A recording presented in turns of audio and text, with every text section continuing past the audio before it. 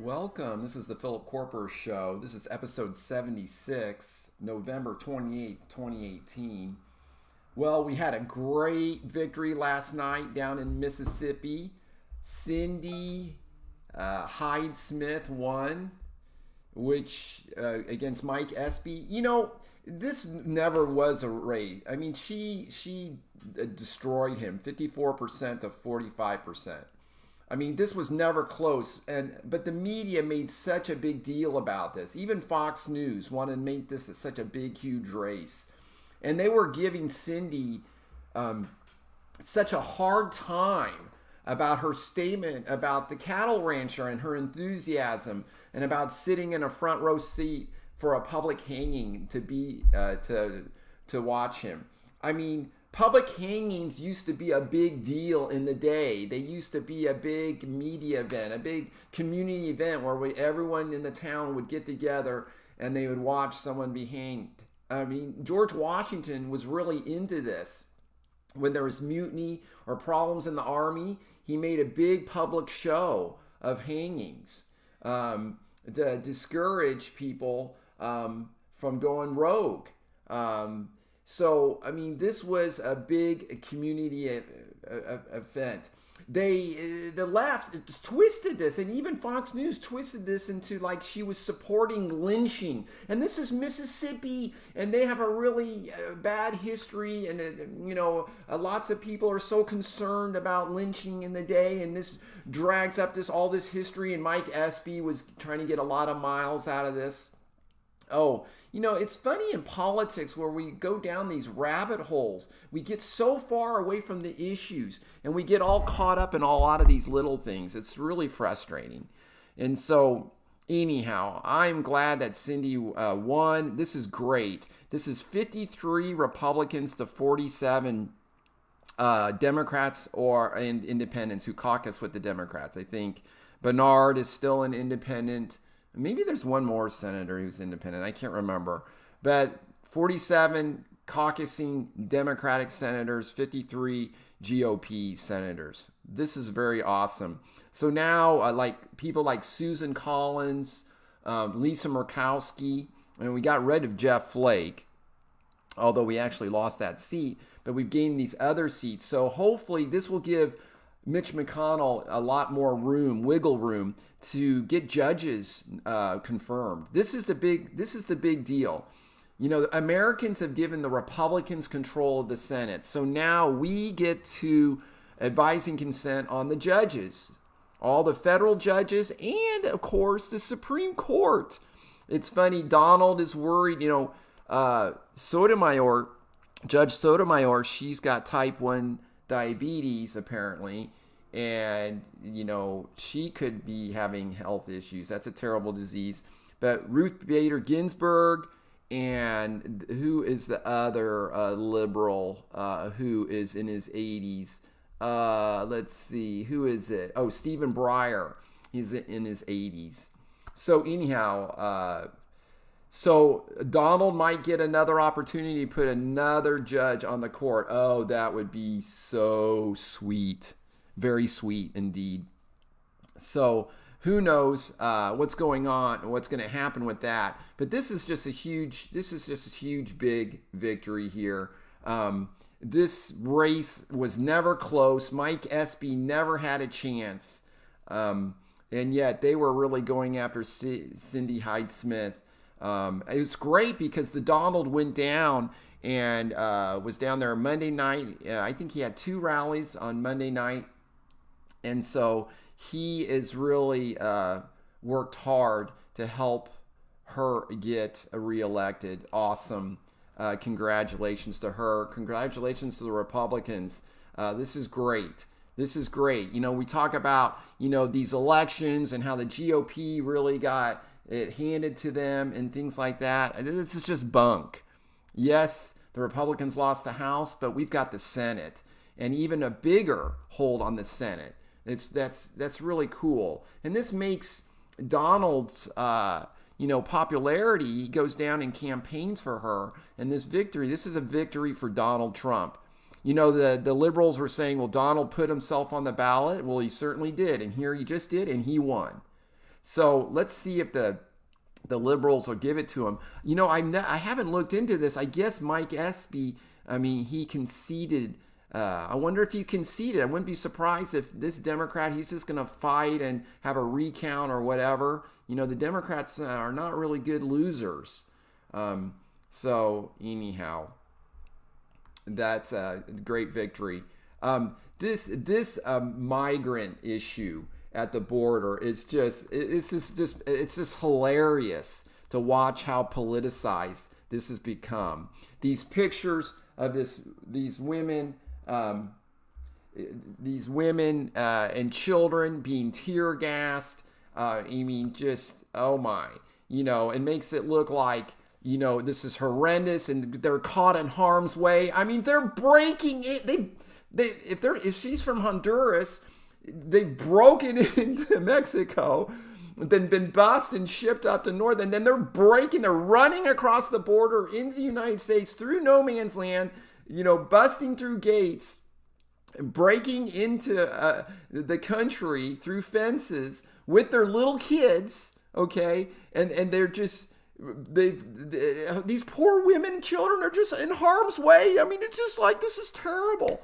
This is, unbelievably political here. And this is just an amazing publicity stunt to make Trump look bad, to make our immigration policies look bad, to just tear down, basically our country and our borders. I was doing some research on this Sin Borders guy, Sin Fronteras. Sin Fronteras means without borders. And this guy, this was all started, these guys are in Honduras and started this. And so this has really been, there's been so much politics behind this. These caravans have been organized for a long time. And so I watched a really fascinating PragerU.com video on this. And this is by Ami Horowitz. And he goes down and he embeds in the caravan and interviews a bunch of people. And, of course, as we know now, it's so hilarious that CNBC, was going, do you think what's going on down there? All these women and children, how terrible this is. And they probably don't even understand how to get asylum. And they're probably really confused about this. And so the guy goes and the NBC guy goes and interviews and they're a bunch of young men. He says 90% of them are young men and they're not seeking asylum. They just want better. It's economics. And so this PragerU video, this Amy Horowitz, he interviews all these people and they just say, yeah, I'm going to America. I want a job. And then he goes, are you going for the benefits? A lot of the benefits, the government benefits you can get. And they're all like, oh yeah, we want that. And he asked him, do you think they should, this border should be really easy to get across? And he's like, well, yeah. I think we should just be able to go right in. Yeah, anyone should be able to go right in. This is really, it really opens up this huge debate on immigration. And I think, as I've said before, Americans are totally not okay with open borders. Even HRC is starting to push back a little bit about this. The Democrats can't openly support open borders, although they really do. And they do want to make citizens out of the 20 million illegal aliens who are in the United States right now. They want to make them citizens and have them vote. Okay? This will just be a huge boom for the Democrat Party. They really love this identity politics and they're really going after this Hispanic vote. And so, but if we didn't have all these welfare services in this country, we could just let all of these people come in. Okay. And if they couldn't get jobs, then they're going to just go somewhere else. Okay. If they can't get jobs, they're going to have to go somewhere else. This is what people do. I live in Lexington, Kentucky, but work down in Pikeville, Kentucky. This is coal mining country. Okay, this city of Pikeville used to be a lot bigger when the coal mines were all going full force. But then the coal mining started going down, and the people left, and they went to Ohio and other places for jobs. People will move for jobs. And that's what my great-grandfather did. He left Germany and he came to America so he could work. Even at 18, he could start his grocery store company business. So people will move for jobs. And of course, we're the land of opportunity, but we're also, unfortunately, now have this huge welfare situation here in America, and all of these poor immigrants just coming in the United States. How many are we going to pay for? It reminds me of a friend at work. He showed me his Medicare card, and it's in English and in Spanish. And he was like, "Why is this thing in Spanish too? I mean, what? I mean, if you're receiving, Social Security." I mean, you people are receiving Social Security and they can't even speak English. So, he was really distraught with that. So no, and then people make us out, since we want a strong border, they make us out to be racist. I mean, this is just complete lies. The left is calling everything racism right now. So if everything is racism, then nothing is racism. But no, this is false, okay? Totally false. This has got nothing to do with the color of people's skin or their race. That's irrelevant. It's about, America and letting a bunch of poor people into America who are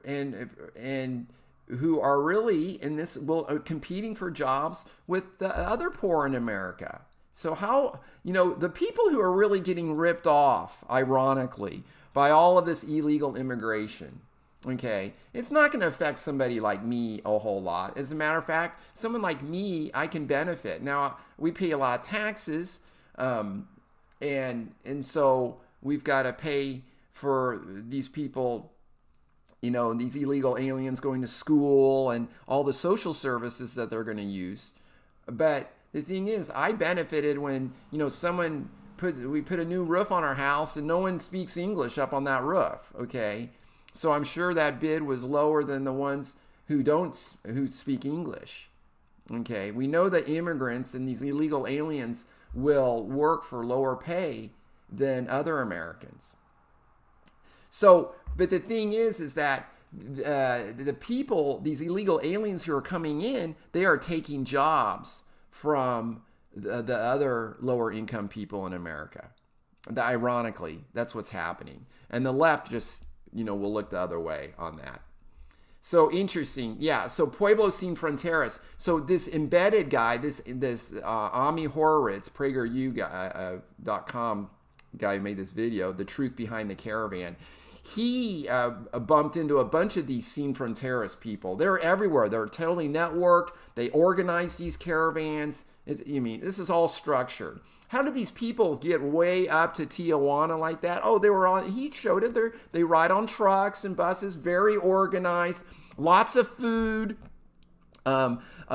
complete medical care, these trailers complete with all the medicines that you need, food, water, Gatorade. I mean, it's all supplied. And guess it's by these Sin Fronteras people. This is, the major media won't report this stuff. The other thing is interesting is that the UN is moving with these people. The United Nations, they're paying for all of this stuff too. I mean, this guy, Amy, interviewed these people. I mean, so good grief. I mean, golly. All of these people are paying all these money just to come up and bone rush our Border Patrol, CBP guys at the border, and to bone rush them and just plow into our country. Such anarchy. No. I do not approve of this at all. This is bad. Bad. Oh, so the Donald is tweeting big time today. Now he's really upset over General Motors. And General Motors, they're closing some car plants in Ohio, Michigan, and Maryland. There are 6 of the car lines they're discontinuing, including the Chevy Cruze. And the Chevy Volt. Oh yeah, the Volt with a V. Obama was really thought that was a cool car, and he was going to get one once he wasn't president, so he can drive it and stuff. Well, I guess he's not going to get his little car. A lot of these electric cars are so fake. I've gone on and on about that. But anyhow, without subsidies. And so, so General Motors, President Trump is threatening to take away their subsidies. And like Charlie Kirk is going, why in the world are we getting subsidies for General Motors? It is sad that these corporations get all these subsidies. I wish the government would leave the private sector alone and decrease the regulations and cut out these subsidies. Things like ethanol and things like that are just horrible subsidies. I mean, if ethanol is such a great idea, it should be able to survive on its own. But no, it's got to be subsidized by the government. And it's just really a payoff to the farmers. And I'd like to help the farmers in other ways rather than ethanol, by not decreasing the regulations on the farmers so they can make more money. So anyhow, Donald is amazingly, he retweeted, he's back again about when Hillary Clinton said that all black people look alike, that joke she made. And I don't care about a joke like that. I mean, I don't think Hillary Clinton is racist and stuff, but this just, the double standard for us is just incredible. Cindy Hyde-Smith, for example, down in Mississippi, like I mentioned earlier, was just getting all kinds of grief. Oh, by the way, do you like my Make America Great hat? Yeah, that came yesterday. I love it. She was made that joke about a public hanging, attending a public hanging. That means someone has been convicted of a wrong, and it's like a lethal injection or an electric chair. I mean, they're going to be put to death. I mean, and then they were twisting that into like she supported lynching of black people. I mean, this is 180 degrees different from what she was talking about. But that gets so twisted. I even have friends at work who are conservatives who didn't quite understand, because they thought Cindy Hyde-Smith was being kind of dumb and was kind of racist too. So the media really will twist that terribly. So Donald's having a fun time going after Hillary and her joke and a double standard. And then he retweeted, "I'm thankful for every day Hillary Clinton's not president." And then he retweeted, "Will CNN ever ask Border Patrol agents how they felt having large rocks chucked at them by criminal illegals?" It's amazing. The leftist media left out the rock throwing for a long time and really minimized that. 4 Border Patrol agents were injured. Okay, I've got a friend who's a Border Patrol agent, a great friend from college. And, he is saying he has seen this firsthand. And, and it's said the lies in the media and these people, just coming in for asylum. This is totally false. These people are coming for jobs. They're not coming for asylum. And as I mentioned yesterday, if they're coming from asylum from like Honduras, and how bad and evil Honduras is, I know people who live in Honduras. Okay. Yes, they've got their crime, but we've got crime in St. Louis and Chicago too. But anyhow, they're not seeking asylum, political asylum. They just want jobs or better economic thing. And a lot of these people are just being funded to get in there. They want our social programs. They're admitting to it on camera. They want money. They want benefits. They want jobs. Okay, 170 million Latinos want those things too. Get in line. Get in line. It's okay. You want to come here, get in line. Come in legally. Donald retweeted on the Trump train, illegals can get up to $3,800 a month under federal assistance programs. Our Social Security checks are on average $1,200 a month. Okay. And then he retweeted, if GM doesn't want to keep their jobs in the United States, they should pay back $11.2 billion bailout that was funded by the American taxpayer. Yeah, Charlie Kirk is saying that too. Why, and Michael Knowles is also saying, Michael Knowles is tweeting, can someone explain to me why the federal government subsidized GM in the first place? Totally true. So anyhow, the Donald's really going after that. There's this Fox News article on sugary drinks. And this is where headlines are so misleading. The headline is "Sugary drinks pose greater diabetes risk than other fructose-containing foods," study says. Okay, this is really completely bogus. Basically, the gist is here: people who drink sugar drinks, are basically prone to gain weight. Then they are overweight, and then they get diabetes because they're overweight. That is really what's going on here. That's the deal. So these studies are really just pointless. And if you look at the details of the studies, you can see that there's no significant difference between these drinks or other drinks. Okay, it's just really very frustrating. So they said there was a 0.22% decrease in hemoglobin H1C. Does not even reach the required 0.3% threshold to be considered meaningful by the FDA. So hemoglobin hemoglobin 1AC is a measurement to see how well regulated a diabetic is. Okay, so these studies, they come out with these big headlines and that say, oh, these sugary drinks are really bad, and so, but then if you look in the depth of the article, no, they can't really prove anything.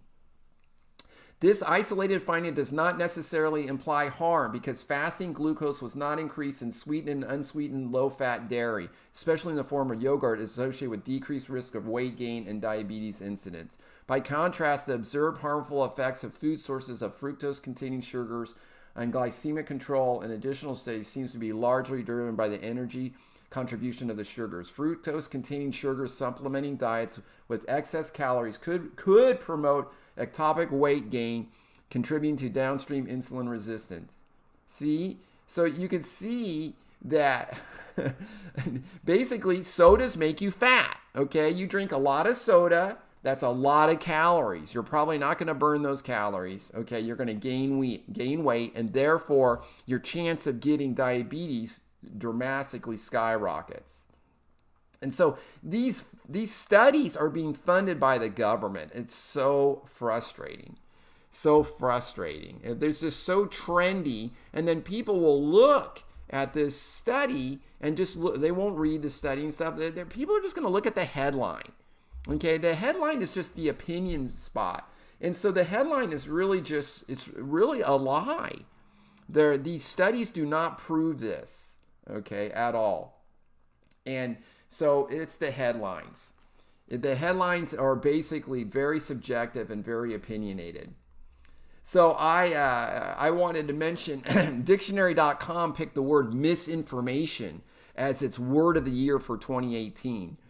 Misinformation as opposed to disinformation was chosen Monday as dictionary.com's word of the year on the tattered coattails of toxic picked earlier this month for the same honor by Oxford Dictionaries. Oh, yeah. So they like this misinformation. Oh, listen to this. The rampant spread of misinformation is really providing new challenges for navigating life in 2018.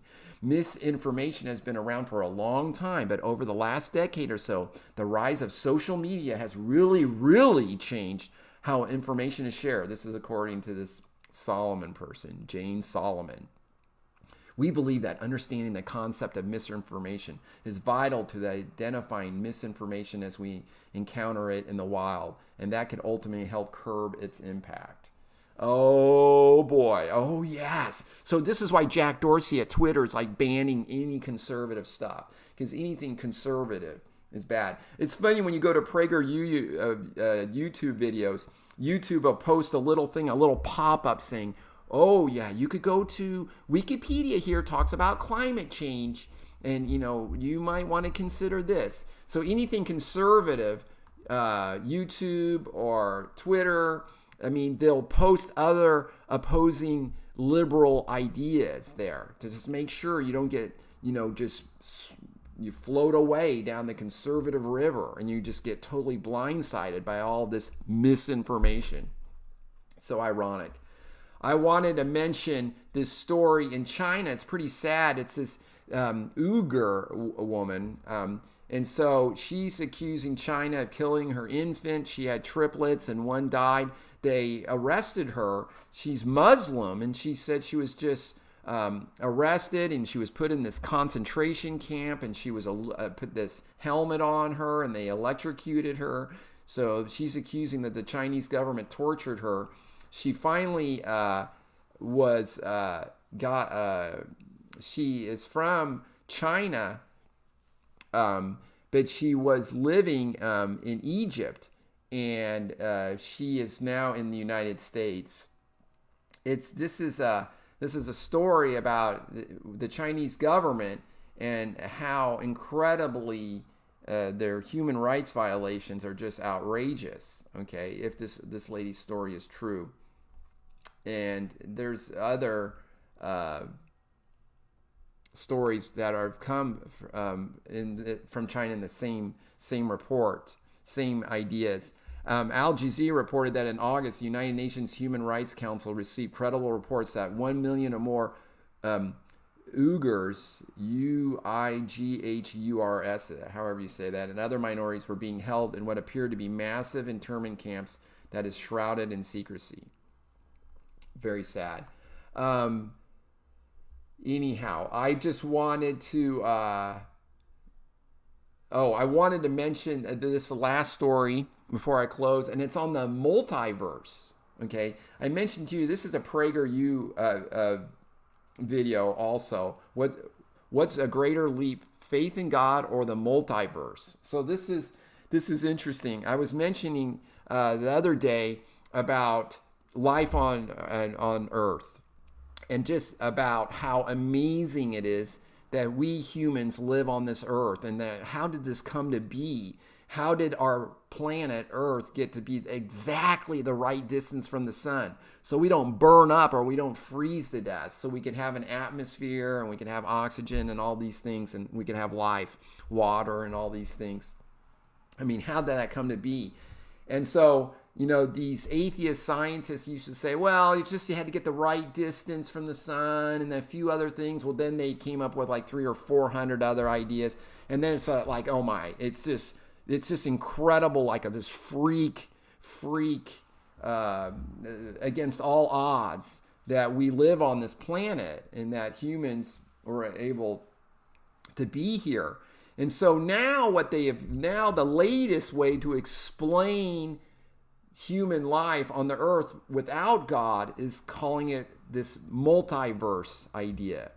This multiverse idea is that the universe was just kind of just spontaneously created, and a bunch of universes were created. I mean, like billions and billions, and I mean, almost infinity amount of universes have now been created. And since there's so many of these universes out there, one will have the right setup to have a sun, to have a star, and have a planet like Earth, and then the humans can just evolve just spontaneous there. That's the idea. So for me, it's easier to just believe in God, that God, a higher power, that He created our Earth, organized it, got it all set up, and put Adam and Eve on it. I mean, that's a lot easier for me to believe than their idea. So remember the idea about Earth and our DNA and all this stuff and life on Earth. It's just like a printer shop exploded and all the little type letters blasted all up into the air, and then they came down, and the letters, were all in order to like create the dictionary or something like that. Okay, something that's, one, sextillionth chance of ever happening. So the way they've gotten around this is that there's so many universes that you can just keep blowing up that printer shop. You keep doing it and doing it and doing it. And theoretically, if you do it almost close to infinity amount of times, you will get the letters to fall in place. They'll eventually, the chance of that will happen if you do it enough. So if enough universes were created, then we'll get life on Earth. So that's how they get around it. And so anyhow, you go figure. It's much easier for me to just believe in God and that he's in control. I wanted to close with a scripture from Alma chapter 34, verse 31. Yea, I would that you would come forth and harden not your hearts any longer, for behold, now is the time for the day of your salvation. And therefore, if you will repent and harden not your hearts, immediately shall the great plan of redemption be brought about unto you. For behold, this life is the time for men to prepare to meet God. Yea, behold, the day of this life is the day for men to perform their labors. Thank you so much for listening. This is the Philip Koerper Show. I'm Philip Koerper, copyright 2018. You can find this podcast or subscribe at iTunes or SoundCloud, or watch the video at YouTube under the Philip Koerper Show. Have a great day. Thanks. Bye.